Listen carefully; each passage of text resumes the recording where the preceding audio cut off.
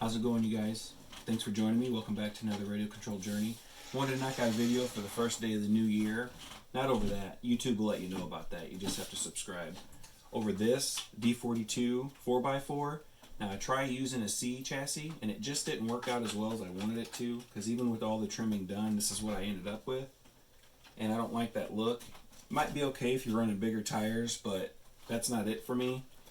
So with the only B series chassis I have lying around that's stock, I'm loving that look.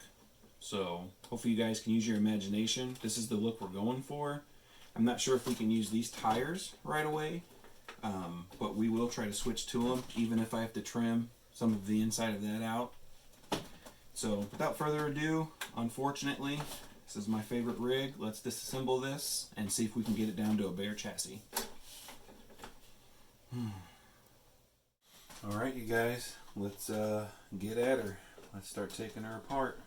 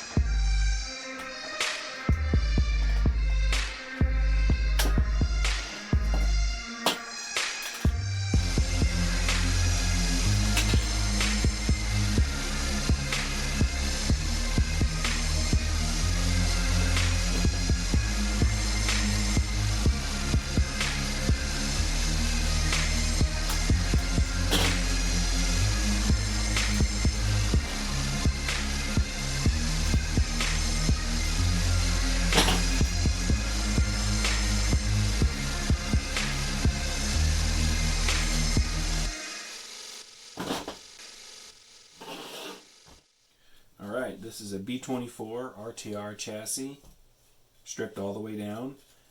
I don't have any modifications to it. It is an upgraded drive shaft, still plastic chassis. There's metal gears inside the axles. I lifted the servo up so the drag link and the steering link wouldn't make contact with each other during suspension compression. Did a wide rim mod on these set of rims.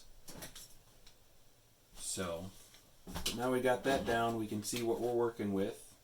Make sure this is snapped in where it needs to be, so we have our height. Then we're going to sit it right down on top. Now the speed controller does sink down right into the original spot it's supposed to. So that's nice. Might have to do a little bit of trimming, as I already done.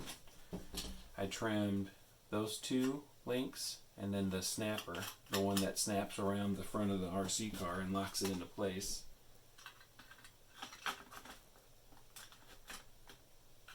So that's the only thing not letting it slide down more is the chassis hanging out. So you can either trim the chassis or trim the body and have a little bit of chassis hanging out. But that's the look we're going for, not wherever we were at before. What, somewhere right here? Ridiculous. So, but this is the look I'm going for. Now we just got to figure out how to either trim the chassis or trim the body, and then you can pick.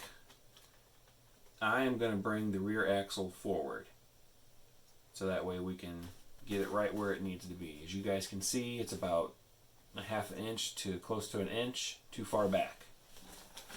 So, and that way once it's mounted, we can see what we're going to get from our suspension compression. When we're turning, we want to make sure the body's not rubbing anywhere. So I will probably run another set of tires. I will probably run these set just to kind of see. I know it won't give me the best performance because it's solid rubber, but I want to run it like this and give the stock D-42 4x4 look before I go and trim these. So that's our next move. Our next move is to figure out what we're going to do with this chassis. Well, what do you guys think? I think it looks pretty awesome. I love the way the wheels fill all that space up, especially during suspension compression. So we will be able to use these wheels and tires. I'm super excited about that. All I did was take about a ½ inch off the rear chassis and scoot the rear axle forward accordingly to where it lined up, and this is what you end up with.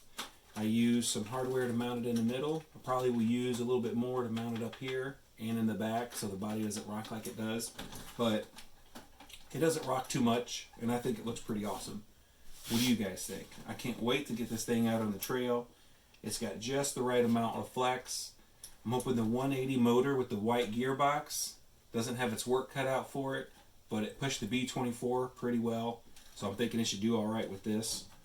So yeah, if you guys want to see this in future videos, subscribe, comment, let me know, because I'm definitely going to do a couple with this and see what it can do, because it looks pretty mean, and I can't wait to get it out on the trail. It looks exactly how I wanted it to look.